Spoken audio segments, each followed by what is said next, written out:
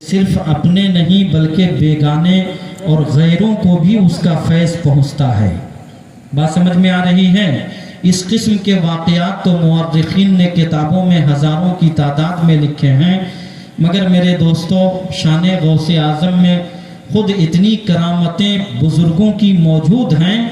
کہ ادھر ادھر کے واقعات کو بیان کرنے کی کوئی ضرورت ہی نہیں ہے۔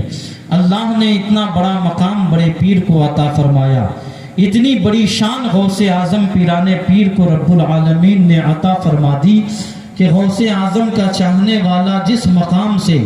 پکارے غوث اعظم اس کی فریاد رسی فرماتے ہیں۔ اور کیوں نہ ہو کہ غوث اعظم کے بچپن کا زمانہ بھی ولایت سے لبریز ہے۔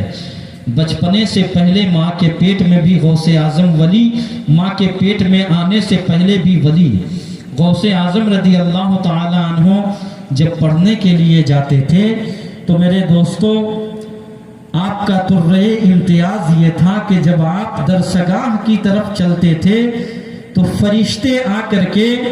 وہاں یہ صدائیں بلند کیا کرتے تھے کہ ہٹ جاؤ ولیوں کا تاجدار آ رہا ہے،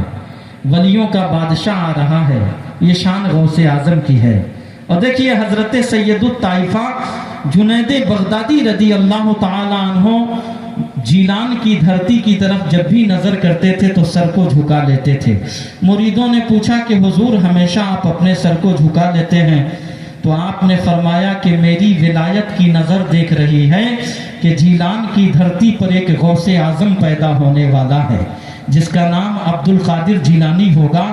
اور میں دیکھ رہا ہوں کہ اللہ تعالیٰ کی طرف سے ندا آ رہی ہے کہ اے عبد القادر بغداد کے منبر پہ چڑھ جا اور پوری دنیا کے ولیوں کو یہ پیغام دے دے، قدمی حاضہی علی رقبت کل ولی اللہ، میرا یہ قدم دنیا کے تمام ولیوں کی گردن پر ہے۔ اور غوث اعظم بغداد شریف کے منبر پہ چڑھ کر کے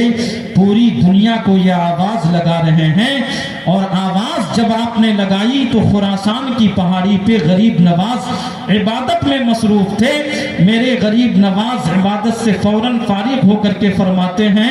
بل علی عینی و راسی یا غوث اعظم، آپ کا قدم صرف میرے کندھوں پہ نہیں ہے بلکہ سر آنکھوں پر بھی ہیں۔ اسی لیے تو سرکار مفتی اعظم فرماتے ہیں یہ دل یہ جگر ہے، یہ آنکھیں یہ سر ہے۔ مفتی اعظم کیا فرماتے ہیں؟ یہ دل یہ جگر ہے، یہ آنکھیں یہ سر ہے، جہاں چاہو رکھو قدم غوث اعظم، جہاں چاہو رکھو قدم غوث اعظم، تجلی نور قدم غوث اعظم، ضیاء سراج الظلم غوث اعظم۔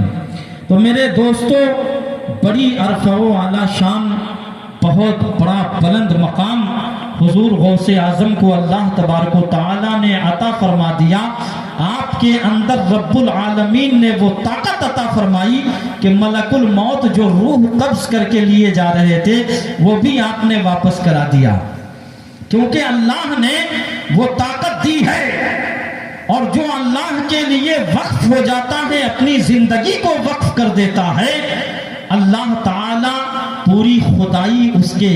زیر نگی فرما دیتا ہے،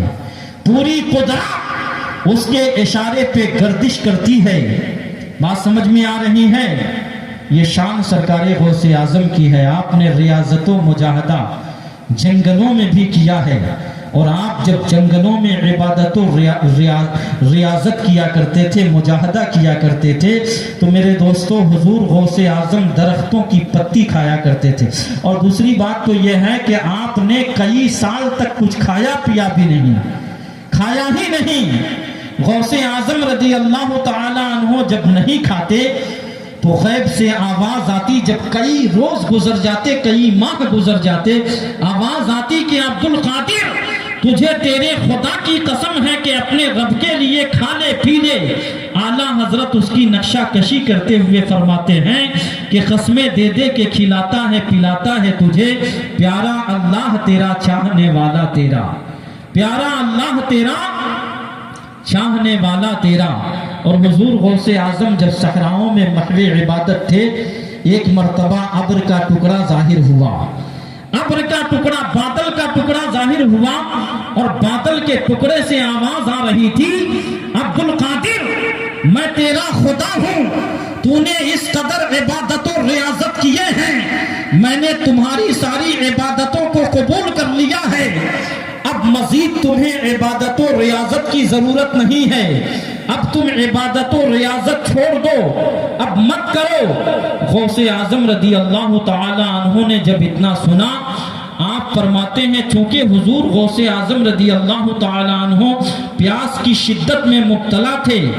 آواز آئی تھی بادل کے ٹکڑے سے کہ میں تیرا خدا ہوں، میں نے تیری ساری عبادت قبول کر لی، اب عبادت کی ضرورت نہیں ہے، اب عبادت مت کرنا۔ غوث اعظم فرماتے ہیں لا حول ولا قوت الا باللہ العلی العظیم، اتنا کہنا تھا کہ ابر کا ٹکڑا پھٹا، وہ بادل کا ٹکڑا دو حصے میں تقسیم ہوا اور سامنے ابلیس نظر آیا۔ ابلیس ملعون شیطان نے کہا کہ اے عبد القادر، ارے میں تو اب تک 70 غوث قطب ابدال کو گمراہ کر چکا ہوں، مگر عبد القادر آج تجھے تیرے علم نے بچا لیا، آج تجھے تیرے علم نے بچا لیا۔ حضور غوث اعظم فرماتے ہیں کہ نالائق، ابھی بھی تو میرے ایمان کو لوٹنا کھسوٹنا چاہتا ہے، ارے مجھے میرے علم نے نہیں بلکہ میرے رب کے فضل نے بچا لیا، کہہ دو سبحان اللہ۔ اس لیے علم پہ بھی تکبر کرنا یہ شیطان کا طریقہ ہے۔ اہل اللہ تو علم پہ تکبر نہیں کرتے ہیں، اور دیکھو ابھی حضرت حدیث پیش کر رہے تھے، میرے نبی جو کائنات کے مرکز رحمت ہیں، خدائے تعالیٰ کی قدرت کا سب سے حسین شاہکار ہیں، سب سے عظیم انسانیت کے سب سے عظیم محسن ہیں، میرے نبی فرماتے ہیں انا خاتم النبیین ولا فخر، میں نبیوں میں سب سے آخری نبی ہوں مگر مجھے کوئی فخر نہیں ہے، انا سید ولد آدم ولا فخر، میں اولاد آدم کا سردار ہوں مگر مجھے کوئی فخر نہیں ہے۔ تو دیکھو جب میرے نبی نے فخر نہیں کیا ہے تو ہم کون ہوتے ہیں اترانے والے، ہم کون ہوتے ہیں گھمنڈ کرنے والے۔ اس لیے میرے دوستو صراط مستقیم پہ چلو، اور صراط مستقیم وہی ہے جو غوث اعظم کی زندگی سے ہمیں معلوم ہوتا ہے، جو غریب نواز کی زندگی سے ہمیں معلوم ہوتا ہے، جو اہل اللہ کی زندگی سے ہمیں معلوم ہوتا ہے۔ اس لیے کہ خدا کے یہ خاص بندے خدا تو نہیں ہیں لیکن خدا سے جدا بھی نہیں ہیں، خدا سے جدا نہیں ہیں، ان کا مقام تو اتنا عرفہ و اعلیٰ ہے کہ خاصان خدا خدا نہ باشد لیکن ز خدا جدا نہ باشد۔ حضرت شیخ عبدالحق محدث دہلوی رحمت اللہ تعالی علیہ ارشاد فرماتے ہیں، جس کو ضم کر کے کسی شاعر نے پیش کیا کہ دونوں جہاں کا تو حسین انتخاب ہے،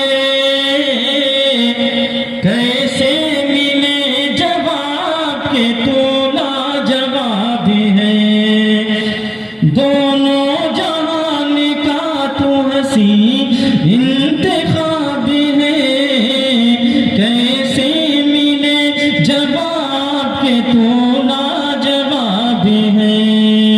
کیسے ملے جواب کے تو لاجواب ہے،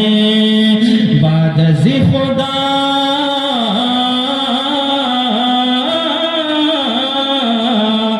بعد از خدا بزرگ توئی حصہ مختصر، یا صاحب الجمال و یا سید البشر، یا صاحب الجمال و یا سید البشر، اور دیدار جب تلک نہ ہوا تھا حضور کا، پھولوں کو اپنے حسن مجسم پہ ناز تھا، دیدار جب تلک نہ ہوا تھا حضور کا، پھولوں کو اپنے حسن مجسم پہ ناز تھا، کہتے ہیں اب یہ پھول بھی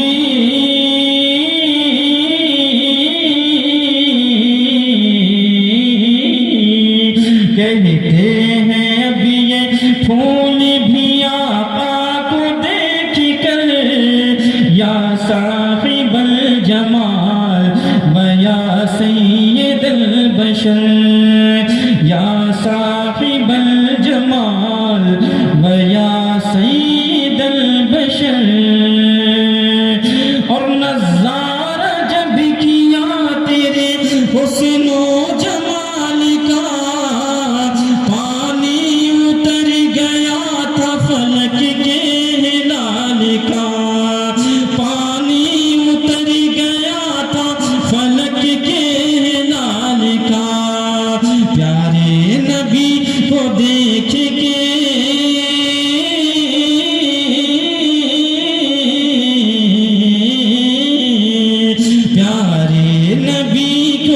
دیکھ کے یہ کہیں اٹھا کمر یا صاحب الجمال و یا سید البشر